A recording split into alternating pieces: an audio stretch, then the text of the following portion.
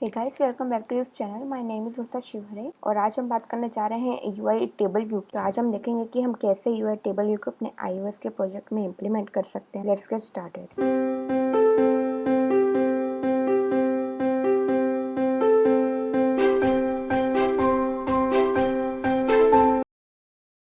सो अगर हम बेसिक से स्टार्ट करें तो यूआई टेबल व्यू बेसिकली है क्या। तो हम सबके फ़ोन में, यानी कि एंड्रॉयड हो या iOS हो, सबके फ़ोन में एक कॉन्टैक्ट लिस्ट होती है। इसमें कि हमको कई सारे जो नंबर हमने स्टोर किए रहते हैं वो हमको एक लिस्ट फॉर्म में मिलते हैं जिसको हम स्क्रॉल कर सकते हैं। अब अगर हम इसको ध्यान से देखेंगे तो हमको पता चलेगा कि जो नाम और नंबर है, सिर्फ वो टेक्स्ट यानी कि जो डेटा है वो चेंज हो रहा है, बट जो फॉर्मेट है यानी कि जो रो है वो सेम है हर रो के लिए। तो अगर हम इसे वर्ड्स में पुट करें तो उसका मतलब ये होगा कि एक ऐसा स्ट्रक्चर जो कि रिपीटेबल इंफॉर्मेशन को वर्टिकल लिस्ट में दिखाता है, वो होता है टेबल व्यू। iOS में हम इसे यूआई टेबल व्यू के नाम से जानते हैं। सो एक जो टेबल व्यू होता है वो यूआई टेबल व्यू क्लास का इंस्टेंस है, और जो यूआई टेबल व्यू है वो सब क्लास है यूआई स्क्रॉल व्यू का। यूआई टेबल व्यू में जो सिंगल रो होती है उसे हम iOS में कहेंगे टेबल व्यू सेल, यानी कि जो रिपीटेबल रोज या जो व्यूज हम देखते हैं वो होता है यूआई टेबल व्यू सेल का क्लास। जो विजिबल कंपोनेंट्स होते हैं जैसे कि यूआई टेबल व्यू और यूआई टेबल व्यू सेल, जो कि विजिबल होते हैं हमारी स्क्रीन पर, लेकिन उस पर जो हमको डेटा दिखाना है या कितना डेटा दिखाना है वो डिपेंड करता है डेलीगेट और डेटा सोर्स मेथड पे। तो देख लेते हैं कि डेलीगेट और डेटा सोर्स क्या होता है। तो यूआई टेबल व्यू में जिस पर भी हम इंटरेक्ट कर सकते हैं, यानी कि अगर हमने किसी रो पर हमने क्लिक किया तो उसकी क्लिक पर क्या होना चाहिए, उसके लिए जो रिस्पॉन्सिबल होता है वो है डेलीगेट। और जो चीज़ें हमें दिख रही हैं हमारी स्क्रीन पर, जैसे कि नाम हो गया, नंबर हो गया, या अगर और भी अगर कोई एडिशनल इन्फॉर्मेशन है, तो जो हमको स्क्रीन पर दिखने वाली है यानी कि जो डेटा हम दिखाने वाले हैं वो डिपेंड करेगा डेटा सोर्स पर। और जो हमने बात की डेलीगेट और डेटा सोर्स, जो डेलीगेट है वो इंस्टेंस है UI table view delegate class का, और जो डेटा सोर्स है वो इंस्टेंस है UI table view data source class का। So let's create a new project. Let's go to main storyboard और देखते हैं कि हम टेबल व्यू को कैसे यूज़ कर सकते हैं यहाँ पर। ये हमारा जो है वो एंट्री पॉइंट होगा ऐप का, और यहाँ से हम टेबल व्यू ले सकते हैं। सर्च करते हैं टेबल व्यू, और यहाँ पे हमको ये मिल गया। तो ये टेबल व्यू हमको यहाँ पर मिल चुका है। अब हम इसका आउटलेट ले लेते हैं। तो अगर हम इसे ऐसे ही रन करें तो हमें इसमें अभी फ़िलहाल हमने कोई भी इन्फॉर्मेशन सेट नहीं की है, तो हमें कुछ भी देखने को नहीं मिलेगा, बट स्टिल लेट्स सी। तो ऐप रन हो चुकी है और अभी तक हमने कोई भी डेटा इसमें सेट नहीं किया है। दैट्स वाई हमको यहाँ पर ये ब्लैंक सेल्स देखने को मिल रहे हैं, सिर्फ लाइंस, क्योंकि इसमें हमने कोई भी अभी तक लेबल या डेटा हमने कुछ भी अभी तक स्टोर नहीं करवाया है। तो वो करवाने के लिए, जैसे कि हमने बात की थी कि इसके लिए जो दो क्लास होते हैं वो बहुत इंपॉर्टेंट होते हैं। पहला है डेलीगेट, जो कि ट्रैक करेगा कि हमने क्या इंटरेक्शन किया है हमारी टेबल व्यू के साथ। दूसरा है डेटा सोर्स, जो कि रिस्पॉन्सिबल है कि कौन सा डेटा हमको दिखाना है और कितना डेटा दिखाना है। तो उसके लिए हमको यहाँ पर दो प्रोटोकॉल लेने होंगे, जो कि है यूआई डेलीगेट और दूसरा है डेटा सोर्स। तो उसके लिए भी same UI table view data source. अगर वो नहीं लिखेंगे तो उसके बिना हमारा टेबल व्यू जो है वो पॉसिबल नहीं है।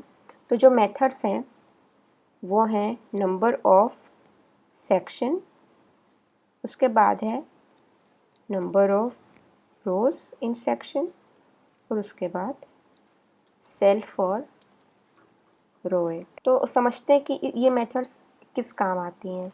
नंबर ऑफ सेक्शंस, यानी कि नाम से हमको पता चल रहा है कि टेबल व्यू में हमको कितने सेक्शन चाहिए। तो सेक्शन बेसिकली क्या होता है, तो जैसे कि अगर हम कॉन्टेक्स्ट का ही अगर हम एग्जांपल लें तो उसमें कई एप्लीकेशंस में ऐसा होता है कि उसमें जो नाम जो हमने सेव किए हैं वो अल्फ़ाबेट के हिसाब से सेट हुए होते हैं, यानी कि सेक्शन का नाम होता है ए, और उसके नीचे जो भी नाम सेव होते हैं वो सारे वो नाम होते हैं जो अल्फ़ाबेट ए से स्टार्ट होते हैं। उसके बाद आता है बी, सी, उस हिसाब से। तो हमको कितने सेक्शन चाहिए वो ये मेथड डिफाइन करती है। उसके बाद एक सेक्शन में कितनी रोज़, यानी कि अगर अगर अल्फ़ाबेट ए है तो ए से हमको कितने नाम स्टोर करवाएंगे। उसके लिए हमको number of rows in section, यानी कि एक सेक्शन में कितनी रोज़ होंगी, वो उसके लिए ये मेथड रिस्पॉन्सिबल है। और सेकंड है सेल फॉर रो 8, यानी कि उस सिंगल सेल में हमको क्या इन्फॉर्मेशन शो करवानी है, यानी कि एक नाम का लेबल होगा, एक उसके नंबर का लेबल होगा, या उसके अलावा और क्या इन्फॉर्मेशन हम स्टोर करवा सकते हैं। तो उसके लिए जो रिस्पॉन्सिबल मेथड है वो है सेल फॉर रो 8। इसके अलावा ये जो 3 मेथड थी, ये थी डेटा सोर्स मेथड। और अब बात करते हैं डेलीगेट मेथड की।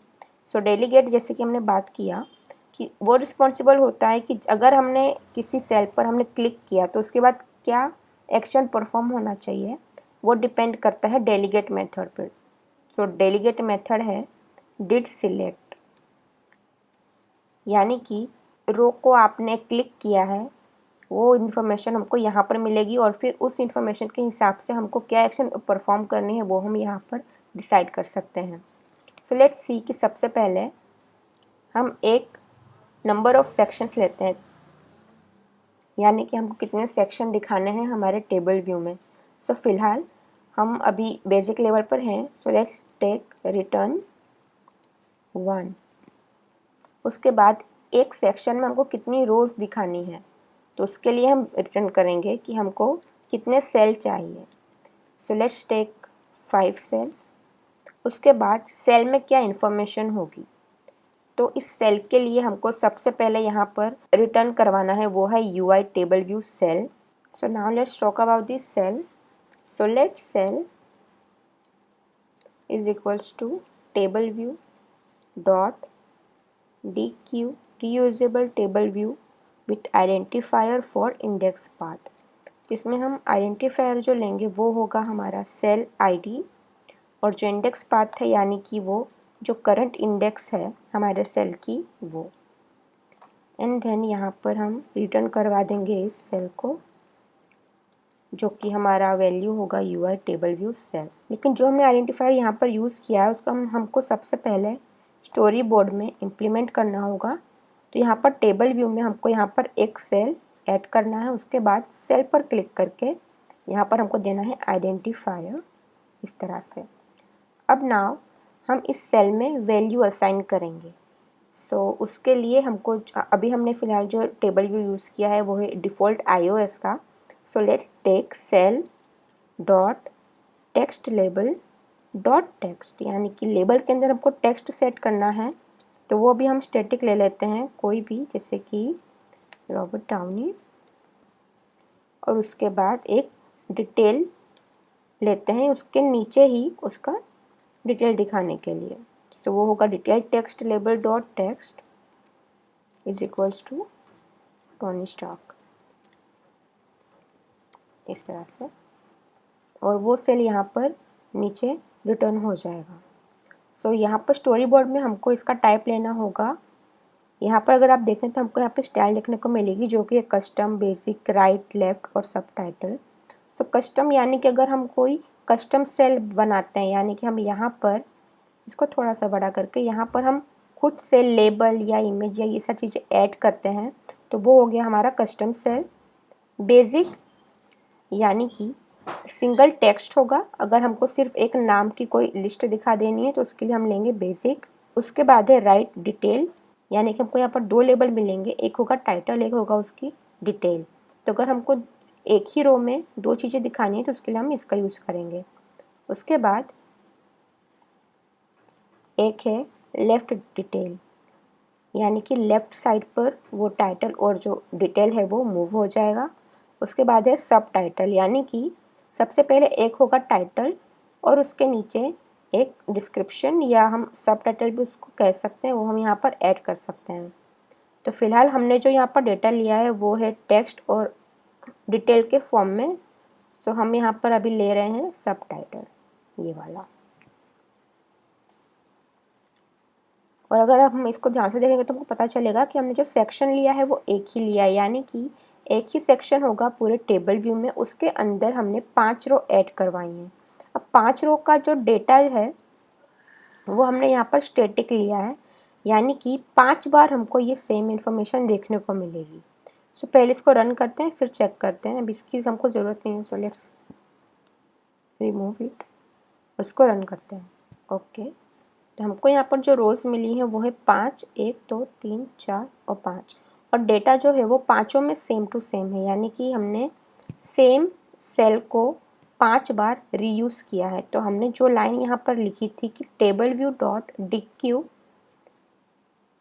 रीयूजेबल सेल, यानी कि सेम आइडेंटिफायर का जो सेल है वो 5 बार हमने उसको रीयूज़ किया। हमने ऐसा नहीं किया कि हमको अगर 5 सेल चाहिए तो हमने 5 सेल को अलग अलग डिज़ाइन किया, या हमने 5 सेल यहाँ पर अलग से ऐड करके उसको ऐड किया।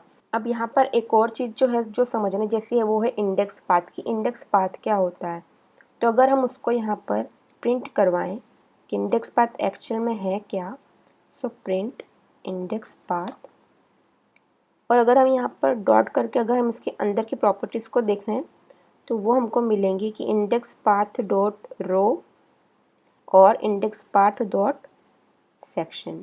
तो इससे हमको ये पता चलता है कि इंडेक्स पाथ, सेक्शन और रो क्या है। तो ये एक कोऑर्डिनेट की तरह काम करता है, जैसे कि एक्स वाई कोऑर्डिनेट्स होते हैं, उसी तरह से हमारा ये इंडेक्स पाथ होता है, जिसमें कि सेक्शन और रो होती है, यानी कि 0 सेक्शन की फर्स्ट रो, 0 सेक्शन की सेकेंड रो। अब अगर हम इसको सिमिलर में देखें हमको देखने को मिलेगा ये जो हमने यहाँ पर सेक्शन है वो हमने एक ही सेक्शन लिया था इस मेथड में, कि नंबर ऑफ सेक्शंस में हमने एक ही रिटर्न किया है, यानी कि ये टोटल टेबल व्यू में सिर्फ एक ही सेक्शन है। और अगर हम इंडेक्स पाथ की बात करें तो इंडेक्स पाथ डॉट रो, यानी कि रो जो है वो first, second, third, fourth and fifth, और सेक्शन जो है वो 0 रहेगा। तो 0 सेक्शन पे फर्स्ट रो, 0 सेक्शन पे सेकंड रो, उसी तरह से ये फिफ्थ रो। अब अगर यहाँ पर 2 सेक्शन होते या 3 सेक्शन होते तो इंडेक्स पाथ कुछ इस तरह से होता है कि section 0 row third, section 1 row third, और सेक्शन 3 और रो थर्ड, यानी कि वो 1 2 3 4 5 6 में वो इस तरह से आगे बढ़ता रो वाइज और सेक्शन वाइज भी। तो जो इंडेक्स पाथ है वो कोऑर्डिनेट की तरह काम करता है, एक्स वाई होता है कोऑर्डिनेट में, और हमको यहाँ पर लेना है सेक्शन और उसके अंदर की रो का काउंटिंग। तो अब अगर हम इसको प्रिंट करवाएंगे कि इंडेक्स पाथ है क्या basically, so let's check. Okay, so let's see कि यहाँ पर हमको कोऑर्डिनेट्स मिले हैं, यानी कि 0 0 0 1 0 2 0 3 और 0 4, यानी कि सेक्शन जो है वो 0 ही रहेगा क्योंकि फ़िलहाल एक ही सेक्शन है हमारे पास, और रो जो है वो इंक्रीमेंट हो रहा है, यानी कि 0 1 2 3 4, यानी कि वो उसकी रो का जो इंडेक्स है वो दिखा रहा है। तो इंडेक्सिंग जो है वो 0 से स्टार्ट हो रही है। तो 0 1 2 3 4, यानी कि टोटल 5 रोज है हमारे पास, और सेक्शन एक ही है जो कि है 0 इंडेक्स पर। तो आई होप कि आपको ये समझ में आ गया है कि इंडेक्स पाथ क्या होता है।